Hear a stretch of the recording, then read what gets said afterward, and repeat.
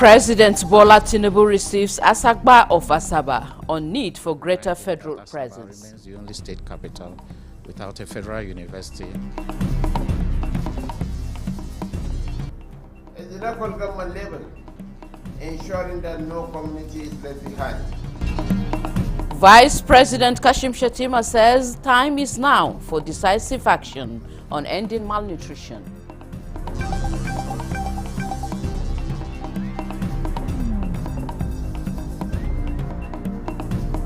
Ministries of Steel Development and Defense collaborate on production of military hardware.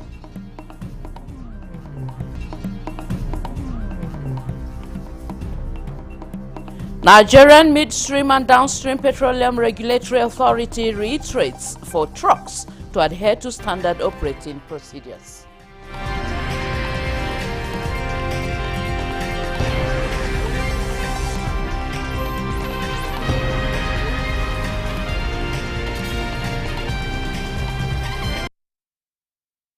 And here is the news.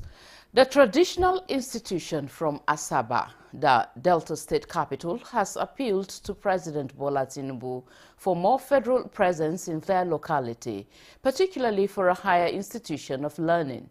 The Asagba of Asaba, Professor Epiphany Azinge, led a delegation of traditional chiefs on a courtesy visit to President Bola Tinubu at the State House. They also presented their requests to the President for attention. The traditional ruler acknowledged and appreciated the federal government for some projects currently ongoing around their area.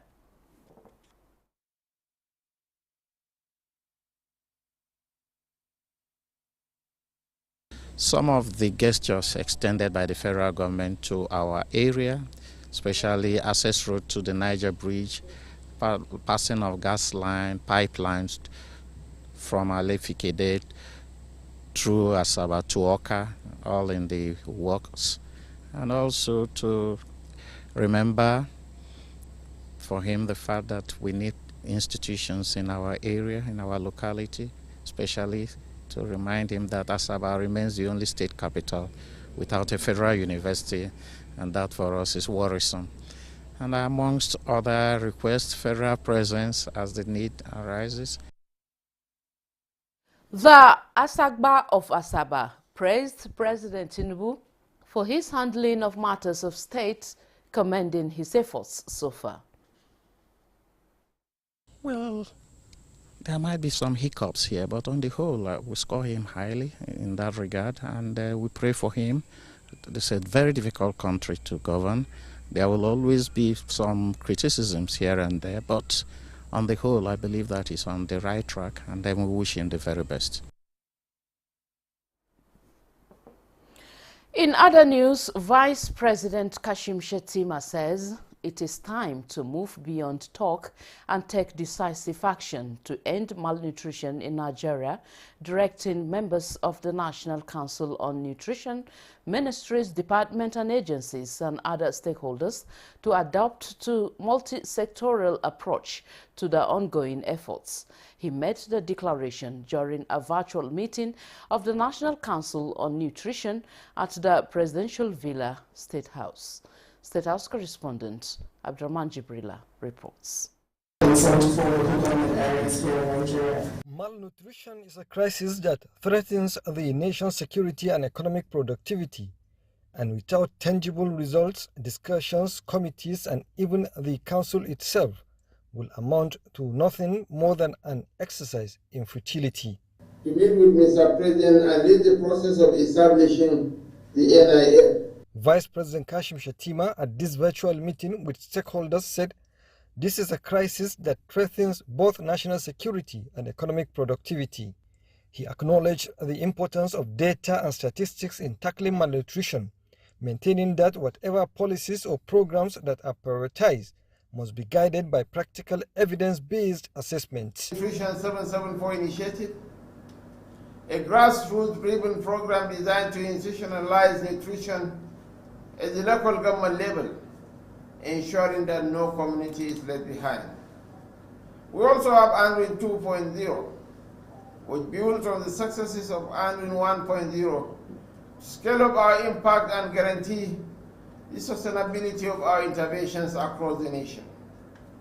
These initiatives are not just policies on paper, they are commitments in action designed to change lives. He emphasized the need for the government to take the lead in meeting the funding requirements, saying success of any intervention cannot be guaranteed unless it is financially spearheaded by the government. And those of us at the lower level of government realize the issues with nutrition, stunted growth, health and education. We don't need to emphasize on that again. On the update on the activation of the National Nutrition Dashboard, the Council resolved to keep the dashboard running online, as having the devices in offices is insufficient.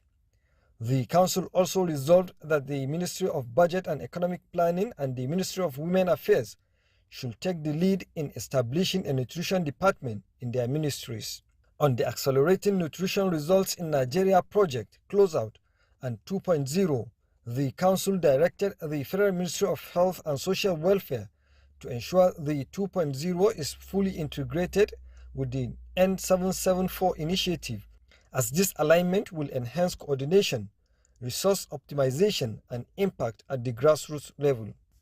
There were other updates on the review of the National Multisectoral Plan of Action on Food and Nutrition, Nutrition for Growth Project, and the Presidential Nutrition Investment Fund. From the State House, Abraham Jibrila, NTA News. The Ministry of Steel Development is seeking to expand collaborations with the Ministry of Defense in the area of production of military hardware in Nigeria. Minister of Steel Development Shuaibu Abubakar Audu disclosed this to newsmen after an inspection tour of production facilities at the Defense Industries Corporation of Nigeria, DICON, in Kaduna. Ekene Ndulue reports. This production outfit manufactures about 20 million ammunitions annually and 2,500 rifles quarterly. But then, the raw materials for the production are mostly imported. That has been the story of the steel sector in the past 45 years, with Nigeria importing about 4 billion naira worth of steel annually. Minister of Steel Development says all that is changing under the new administration, and the partnership with DICON will see the establishment of a military-industrial complex at Ajokuta. We want to produce and provide the steel raw materials locally. We're also having very high-level discussions and in the final phases of signing an MOU with DICON, Ministry of Defense, and Ajokuta for production of military hardware subject to Mr. President's approval. So with his visit today, we are hopeful that with the cooperation that's being developed, there's going to be prospects for DICON to do better. The minister also visited the former president of Nigeria, Muhammadu Buhari, in his Kaduna residence, where they held discussions on the steel sector. In Kaduna, Ekene Ndulue, NTA News. And to give us more insight into further engagements of the Minister of Steel Development, I am being joined by Ekene Ndulue in Kaduna. Hello, Ekene. It's over to you. Hello, Nolan. Thank you very much. And before I begin, I would like to give a background of the role of the steel sector in the present administration. You know, under this administration, the steel sector is critical in Nigeria's plan to achieve a 1 trillion economy by 2030. But unfortunately, for the past 45 years, the sector has been unable to achieve its potential. In fact, it is reported that Nigeria imports about $4 billion worth of steel, annually. So the Minister of Steel Development is very aware of this. Sorry, I'll rather take that again. The Nigeria imports about 4 billion naira worth of steel annually. That's the correct figure.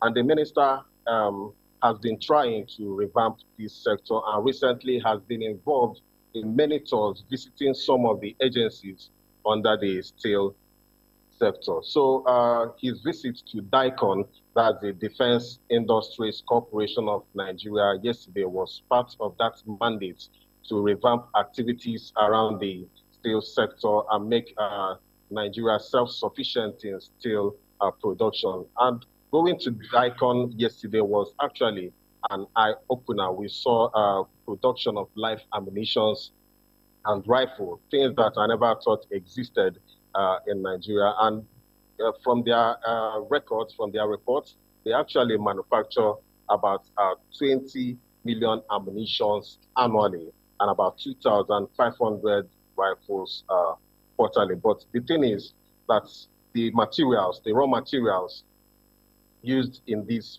productions are actually imported. So the Minister of Steel is coming into a partnership, a kind of collaboration, with the DICON and the Defense Ministry to see how Nigeria will be able to be providing these raw materials domestically, to stop the importation of raw materials for steel, which has been eating deep into Nigeria's foreign exchange. And from discussions between the minister and the DICON Director General, there is an ongoing memorandum of understanding that will involve the Ministry of Steel Development, the Ministry of Defense, DICON, and actually Ajaokuta Steel Complex in Ajaokuta. And this memorandum of understanding will see the establishment of a military industrial complex in Ajaokuta, where this manufacturing will be going on, and all the raw materials used in the manufacturing of these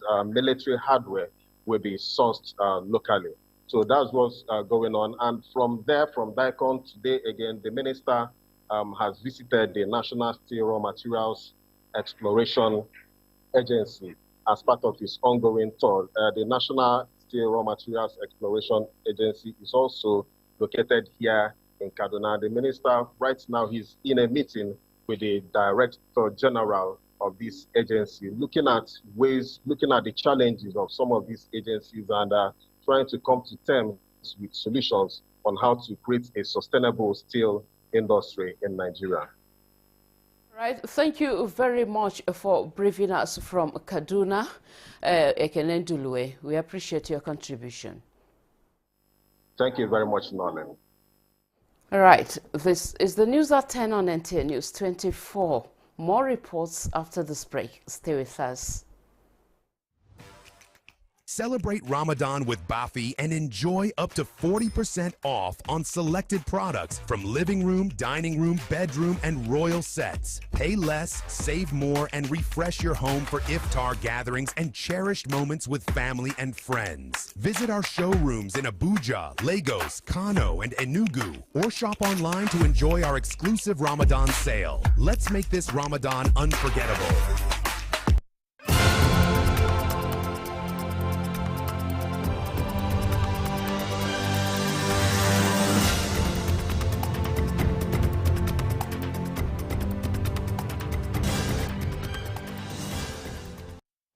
Thank you for staying with us on the news at 10 on NTA News 24.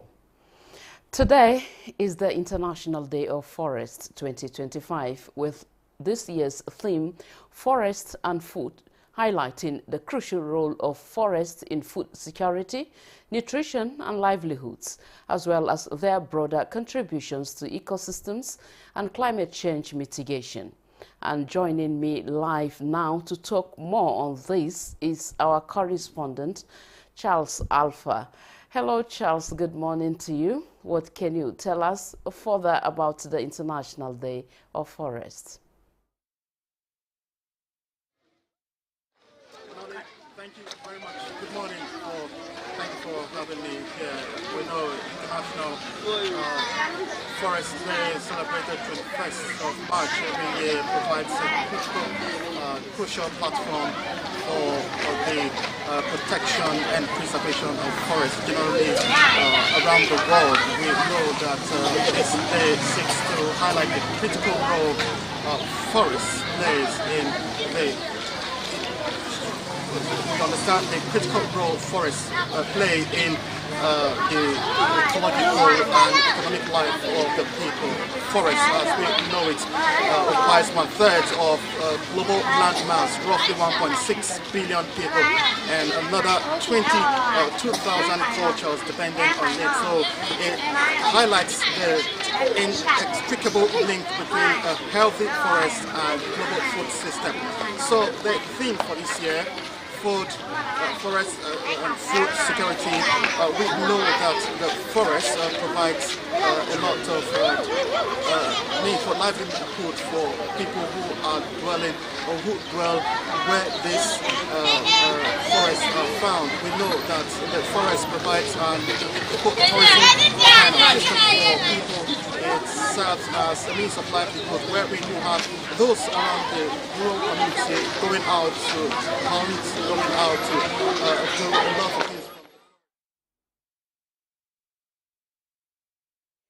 All right, well, sorry for the background noise on Charles's reporting live to us from the field there. And moving on.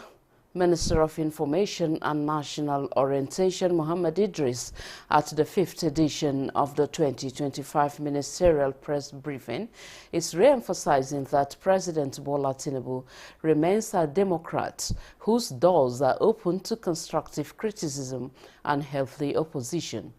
Salihu Abdullahi Gwanara reports. The arrival of the Honorable Minister of Information. Ahead of the second-year anniversary of the renewed Hope government, this platform is an opportunity for members of the Federal Executive Council to give account of stewardship as being coordinated by the Ministry of Information and National Orientation. It equally serves as a platform to keep Nigerians informed about the ongoing policies and programs of the Tinubu administration, to foster active citizens' engagement in the nation's governance process. As the Nigerian Union of Journalists commemorates its 70th anniversary, the government spokesperson reassured press freedom in Nigeria. I hereby take the liberty to reaffirm the commitment of President Bola Ahmed Tinubu's administration to upholding press freedom and creating a conducive environment for the media to practice in this country. This administration believes that a free and responsible press is essential for good governance, transparency, and national development. So far, 9 ministers featured in the 2025 edition of the Ministerial Press Briefing. In Abuja, Salihu Abdullahi Gwanara, NTA News. In the meantime, Minister of Foreign Affairs Yusuf Tuga says the federal government will expedite action to accelerate the Nigeria-Morocco gas pipeline project and various projects across key sectors of the economy, making Nigeria a hub for investment globally. Garba Nata'ala reports that the foreign minister gave this assurance while speaking at the ongoing ministerial briefing on the first quarter of 2025 and the review by the present administration. Through diplomatic channels, his ministry attracted investments into Nigeria between the last 3 months of 2024 to the first quarter of 2025, recently including Brazil, India, the United States and the United Kingdom, China, Morocco and Algeria. A stated partnership with Europe and the United States proposed by Nigeria in turn to improve power supply across the continent. Again, Yusuf Tuga explained recent cooperation with Brazil. We have the Green Imperative project, which we signed recently, worth $1.1 billion with Brazil in the presence of the Vice President of Nigeria, Kashim Shettima. And this is going to have 1 project per local government, so 774 projects. Aside MOUs signed, the foreign minister provided more insights into various initiatives, including deployment of 213 technical aid volunteers under the education sector, healthcare, engineering, and other key sectors, protecting Nigerian businesses abroad, removal of trade barriers, repatriation of stolen funds from the United States, and many more. These Nigerian nationals ran out of luck in foreign countries, detained on falsification. However, the ministry secured their release. To cap it all, the minister assures Foreign Affairs will continue to work to place Nigeria in its rightful position among Committee of Nations. In Abuja, Garba Muhammad Natala, NTA News. All right, we shall now rejoin Charles Alpha on the field speaking to us on the Forest Day. Hello, Charles. Can you continue from where you stopped? Okay, so like I was saying, the thing is, forests occupies 1/3 of the global landmass, like I was saying, and roughly 1.6 billion people and 2,000 cultures depend on this. And you can understand the reason why this day is being set aside to celebrate this day.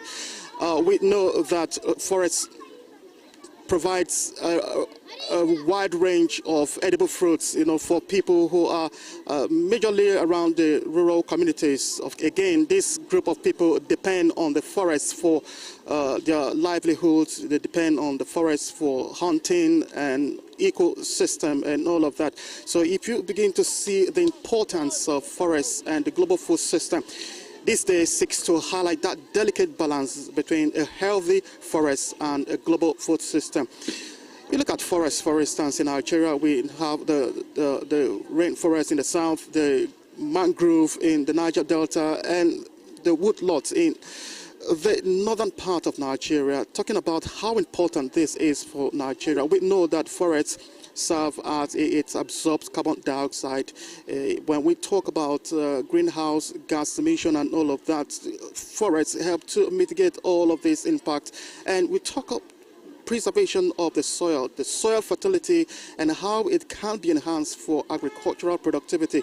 All of these are the reason why you see that the United Nations has set this day to really promote forests globally and to take advantage of the opportunities, the potential that the forests hold for the people. But again, in as much as it serves as a means of livelihood for food, nutrition, and climate mitigation and all of that, we have come to realize that forests in Nigeria, and of course as it is obtainable in other parts of the world, it is facing a lot of challenges. Talk about deforestation, you talk about illegal activities of miners, and you also talk about banditry activities and all of that. They have all engulfed the Recently, the National Center for Small Arms and Light Weapons identified that the forest is now beginning to serve as a major route of, smuggling weapons into any country for Nigeria.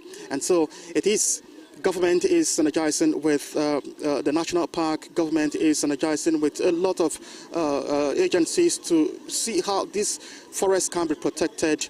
And of course, what is happening here today at Karimajiji, the junior secondary school in Karimajiji here, they are marking this day, and as a way of bringing government into this area, they are incorporating young school children. I am told that one of the activities that will be going on here, this program, of course, that is being organized by the Ministry of Environment, Department of Forestry, the Ministry of Environment.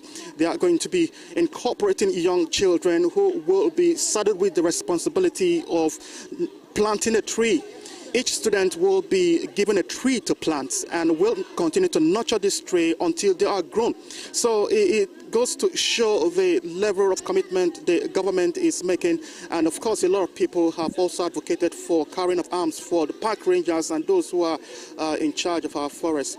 And if we must, the global community must reap the benefits of forests as it were, then deliberate, conscious efforts have to be put in place to be able to safeguard the forest and ensure that the benefits, as it were, will accrue to man maximally. Nolan. Well spoken, Charles. Thank you so much for giving us the update on Forest Day, of course, being marked by Karimajiji Primary School pupils there. Thank you so much. At the ongoing ministerial briefing, Interior Minister Olubunmi Tunji-Ojo had plenty to say about how things have changed under the Tinubu administration. He recalled that the Nigeria Immigration Service has evolved from merely issuing travel documents to a technologically driven agency, enhancing passport processing and border security. Within 12 months, from scratch, from foundation, a command and control center was built, was equipped, was integrated with all security checklists and database everywhere in the world on real-time basis. And what is the result? Just 2 days ago, somebody on the red list of Interpol was apprehended in Abuja. The minister also revealed that feeding rations for inmates have been increased by 50%. Additionally, jailbreakers are now a thing of the past, as inmates' biometrics ensure swift rearrests. Constant thing, such that there is a biometric data of all inmates. What that means is that if you think you escape, you are only on the sabbatical holiday, we will pick you wherever you are. We will pick you. Tunji-Ojo further highlighted improvements in other agencies under the ministry, including the prompt promotion of personnel, clearing a backlog inherited by the administration. Let's take another break. Stay with us on News at 10 on NTA News 24.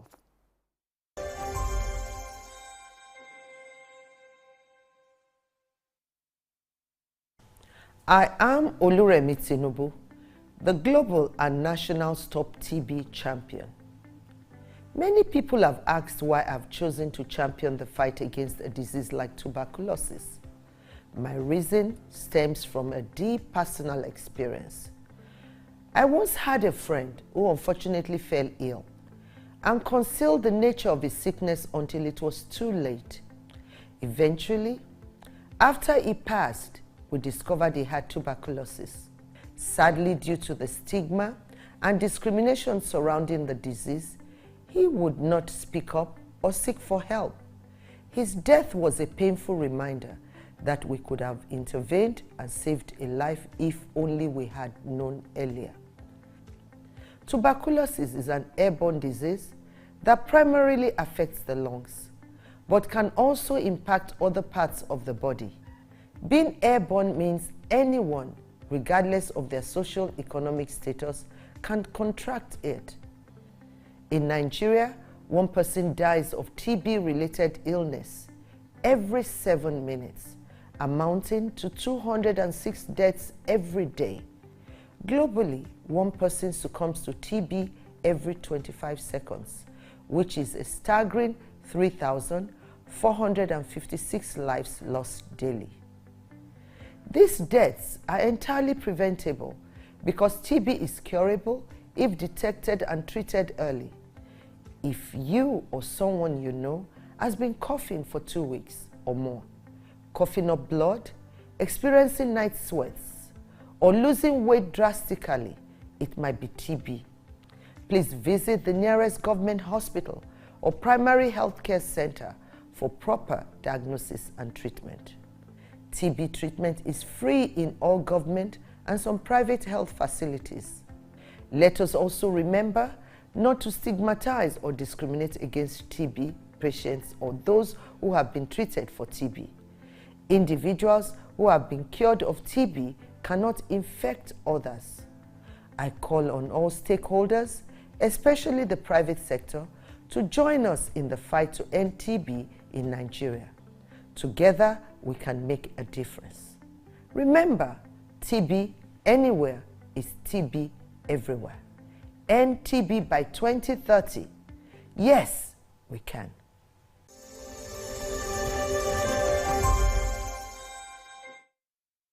Thank you for being there. The sole administrator for Rivers State, Vice Admiral Ibokete Ibas, retired, has resumed duty.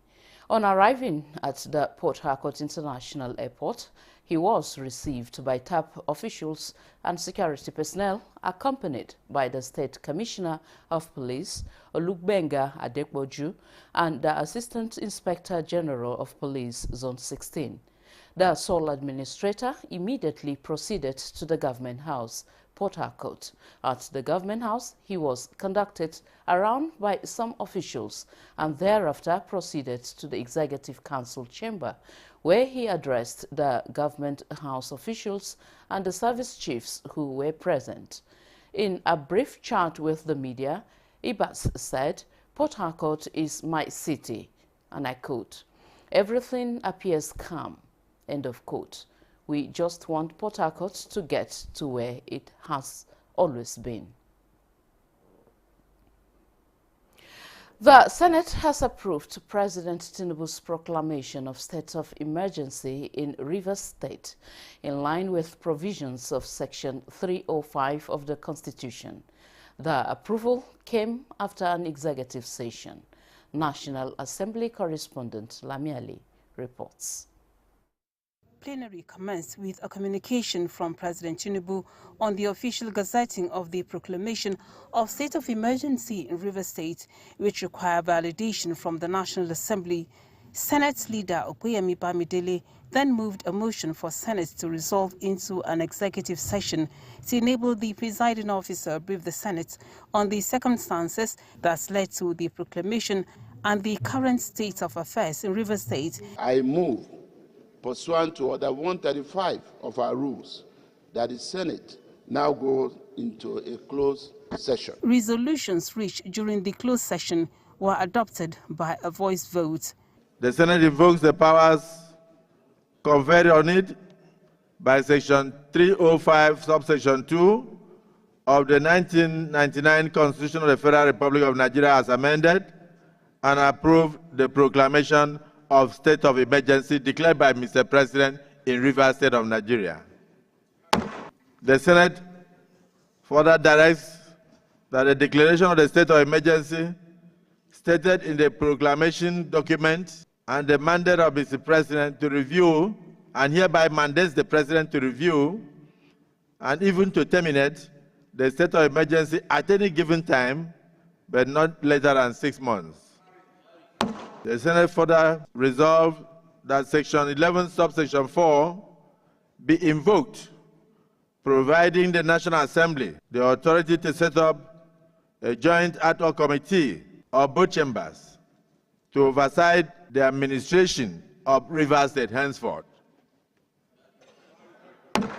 The Senate further resolved that a committee to reconcile the warring factions in Rivers State should consist of eminent Nigerians.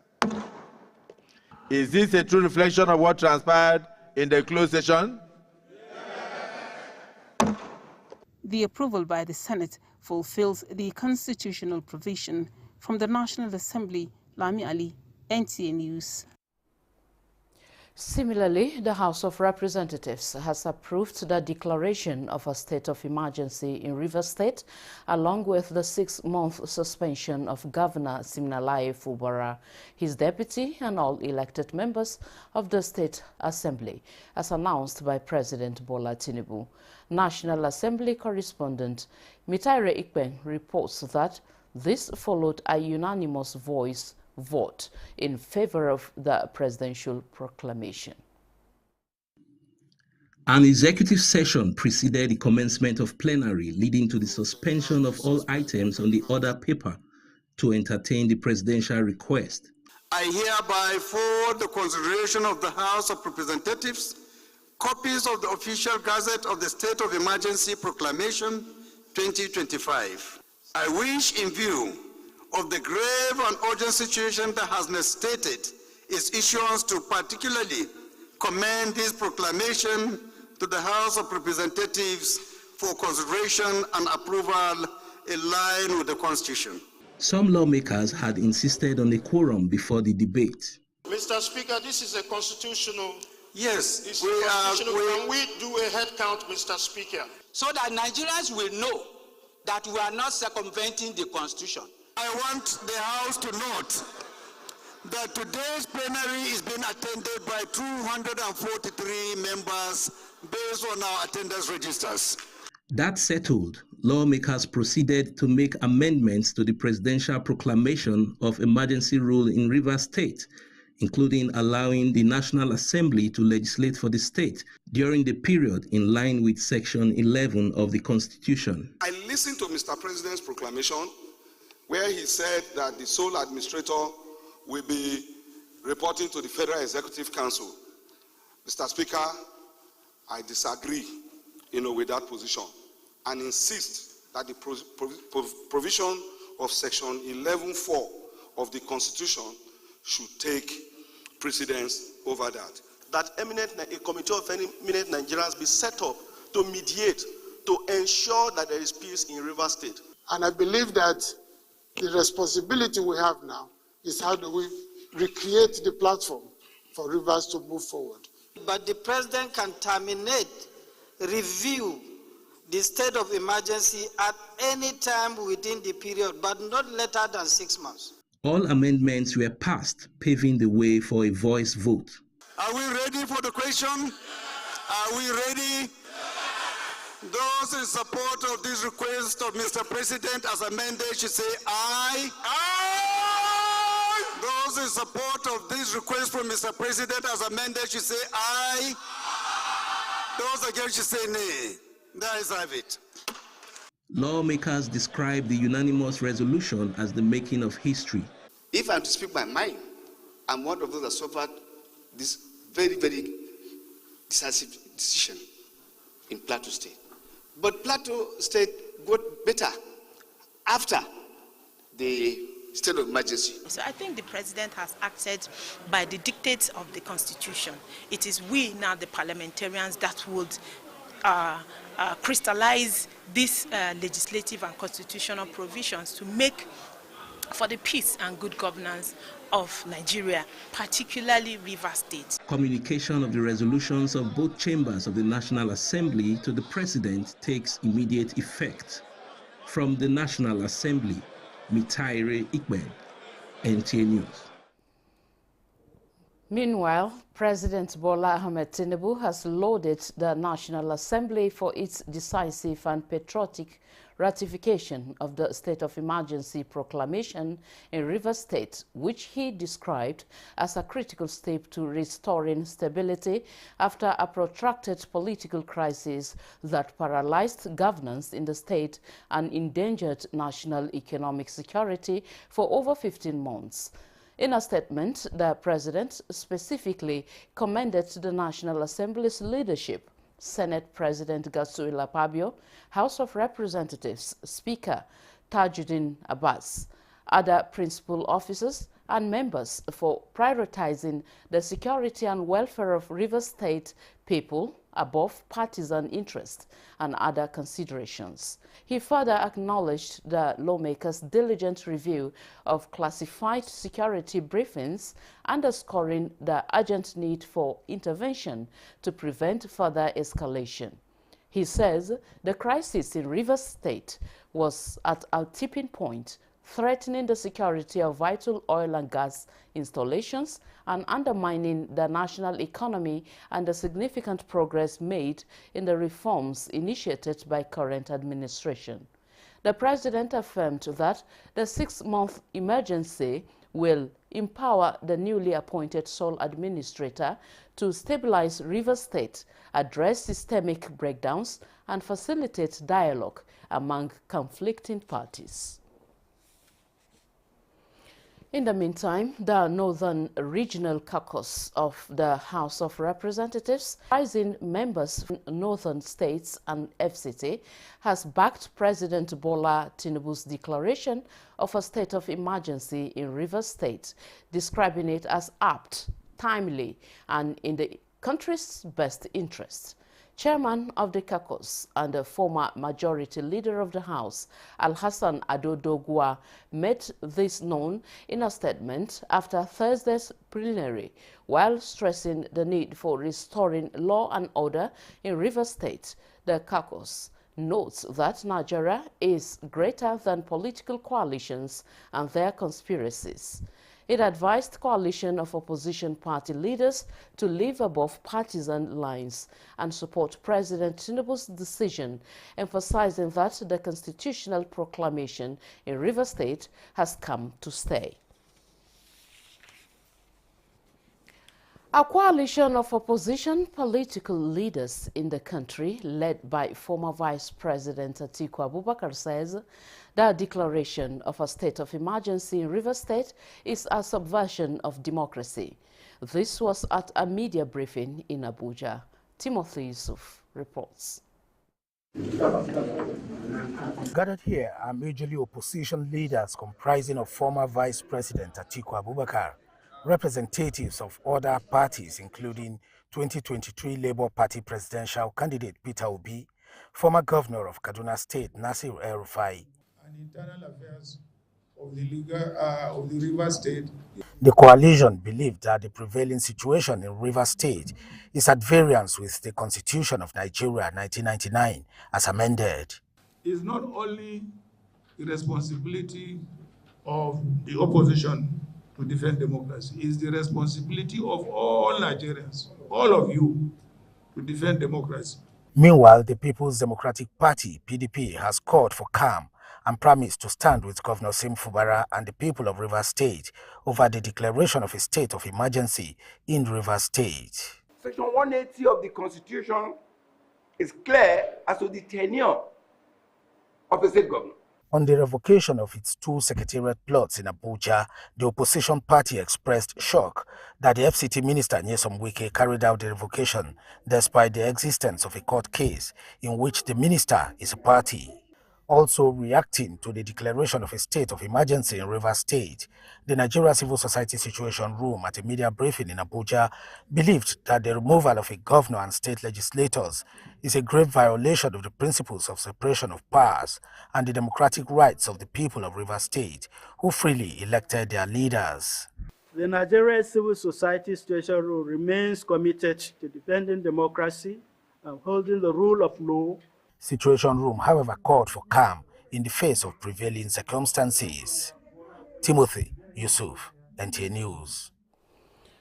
Still speaking on security in the Rivers State, the Inspector General of Police, Kayode Bektokun, has ordered the immediate deployment of additional personnel and resources to Rivers State. This move is aimed at strengthening security, safeguarding lives and property, and protecting critical infrastructure across the state. A statement from the force confirms that the operation is being carried out in collaboration with the armed forces and other security agencies. The police chief reassures citizens that while individuals have the right to seek legal redress, any unlawful gatherings, protests or activities that threaten public peace will be met with the full force of the law. Meanwhile, the force says it remains committed to ensuring peace and stability. Residents are urged to remain law-abiding, report any suspicious activities, and go about their daily activities without fear. Security agencies stand ready to take decisive action against any attempts to disrupt order in Rivers State. In other news, the vice presidential candidate of the Social Democratic Party, Yusuf Buhari, in 2023, alongside the party's governorship candidate in Kano, including local government contestants and members of the working committee, have defected to the All Progressives Congress. They said their defection was motivated by the successes being recorded by President Bola Tinubu. After 2 years, we have started to see that these economic policies are yielding some fruits. The foreign exchange is beginning to stabilize, food prices are coming down, insecurity is being addressed by our military, by our brave armed forces. Our phones have continued to ring. A lot of people that are within the fold of the SDP are interested in following us into the APC. From today onwards, we are now part and parcel of our former family, the All Progressive Congress, APC. Deputy President of the Senate, Barrow Jibrin, while addressing the defectors, said the attempt by some politicians to use the SDP as a platform to compete against the APC in 2027 is a mission in futility. Those who are in the party are now moving away from the party to APC. So that party is going to be empty. So the idea is dead on arrival. We call on those who are in other parties that APC is one of us. It is a movement to transform Nigeria. Kudos to the Deputy Senate President for your efforts to bring these important and vibrant politicians to Abuja to honor. We are here to honor them as joining our party, APC. APC is a party, when you come, there's no discrimination. As soon as you come in, you become a member of us. We have equal rights. You are free to contest your elections. You are free to interact with others. You are free to enjoy the privileges that is accrued as a member of All Progressives Congress. Still on politics, towards galvanizing the ruling All Progressives Congress for more successes going forward, the FCT chapter of the APC has held its inaugural ceremony of Unity and Reconciliation Committee. And with the FCT Area Council elections on the horizon, the timing of the ceremony was deemed apt to bring together party stakeholders, especially aggrieved party members, to iron out their differences and reach compromises that could, in the immediate and long term, be of benefit to the APC looking ahead to 2027.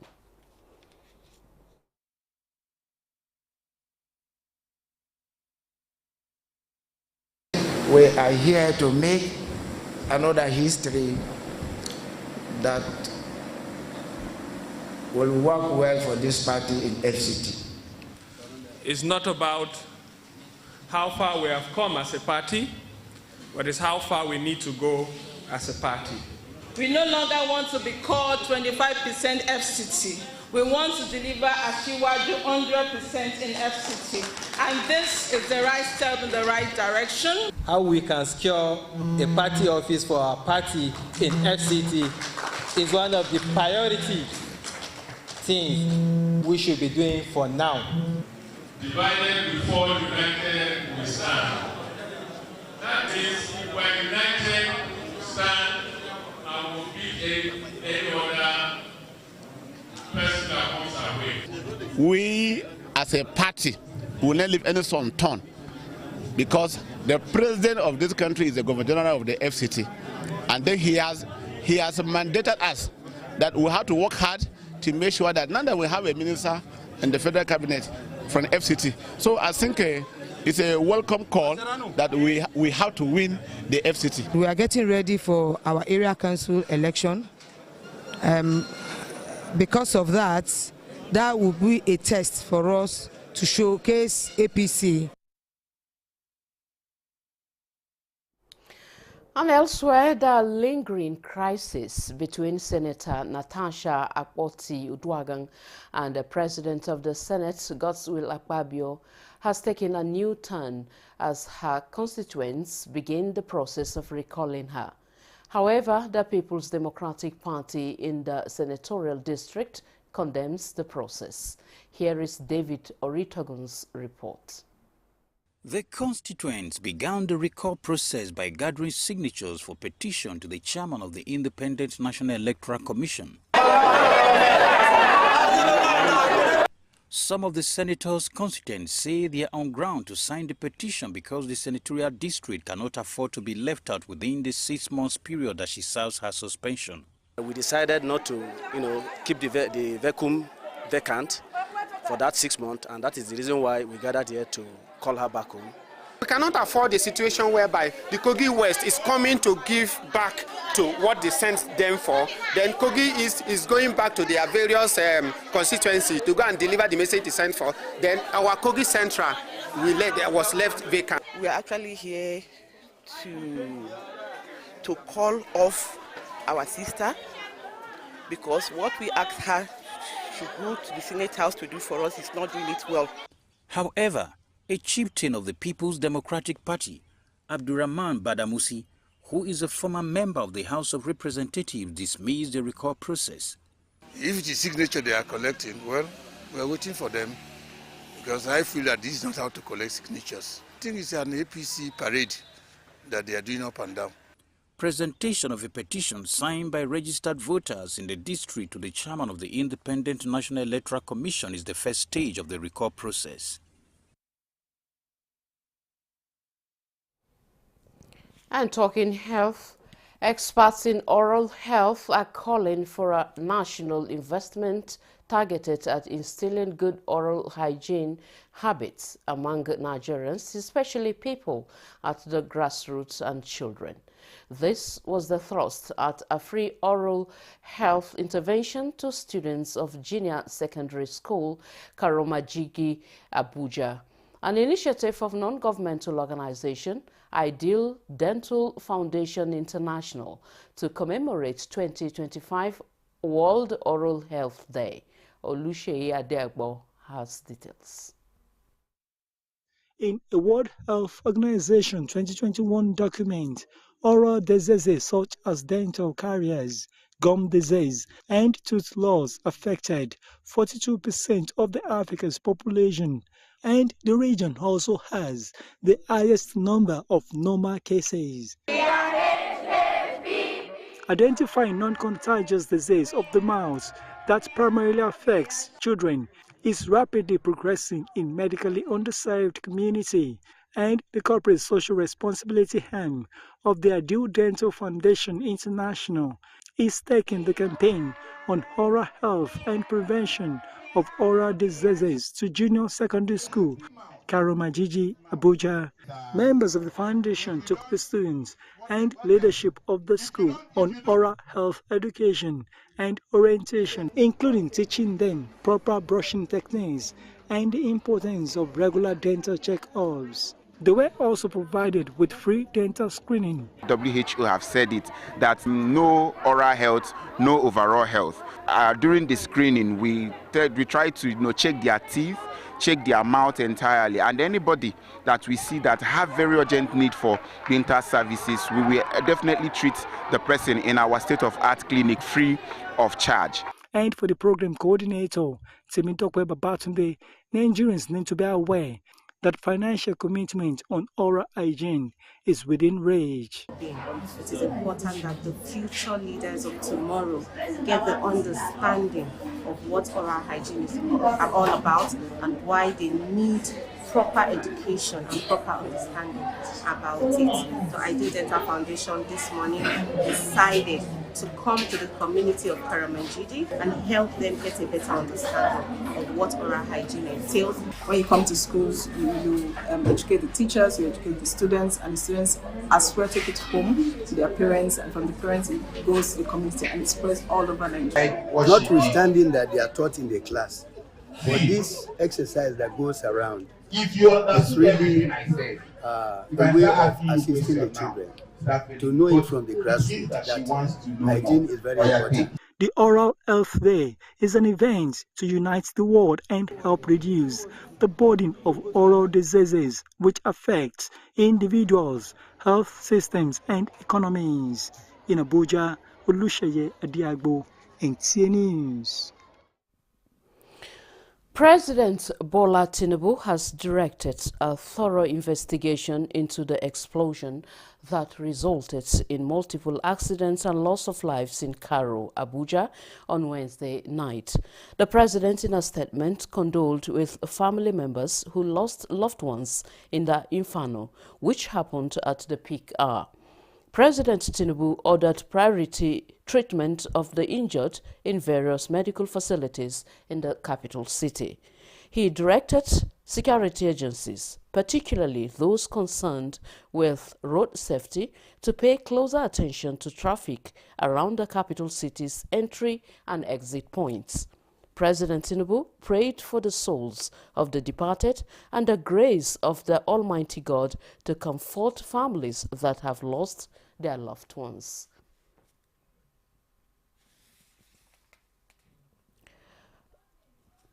And that concludes the news at 10 on NTN News 24. Thank you for watching. I am Norlene Ebel Anne. Good morning.